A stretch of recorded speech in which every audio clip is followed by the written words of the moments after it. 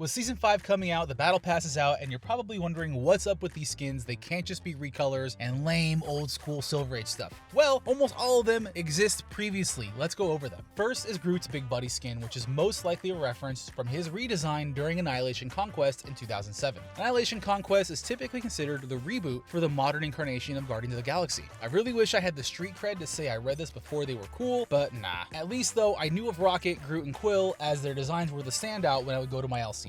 Annihilation Conquest is where Groot starts his bond with the Guardians, and more specifically Rocket, who's the only one who can understand him. Fun fact, I think every Groot skin is not only a variant of Groot, but a completely different Groot. When Groot survives death and he regrows, he tends to have a different personality from his previous incarnations, so he's kind of like Marvel's Doctor. Next is Punisher's Frankencastle skin. First appearance in Frankencastle, number 17 in 2010. This skin's awesome, it's my favorite, I'm so glad it's in this game. During the events of Dark Reign, Frank is on the run and eventually killed by Akihito masquerading as Wolverine. Then a group of Moloids look up, find his body parts, and go to Morbius, the living vampire, yes, that Morbius, and resurrect Frank. Eventually, he joins the Legion of Monsters, rides a dragon wielding a Gatling gun, among other antics, and eventually gets his revenge on Akihito, but is stopped short of killing him by Logan. You find out at the end, the Bloodstone gem, a MacGuffin, is in his chest, and he reverts back to old Frank. Kinda sad, it's a fun twist on the character, fantastic read. Next is the Thing's Blue Thing skin. At first, I thought recolor, but it feels too awkward and too random to put in there. Turns out, it first appeared in Marvel's What If number 34. Old Marvel What Ifs were like a Mad Magazine, little 1-2 panel one-shots of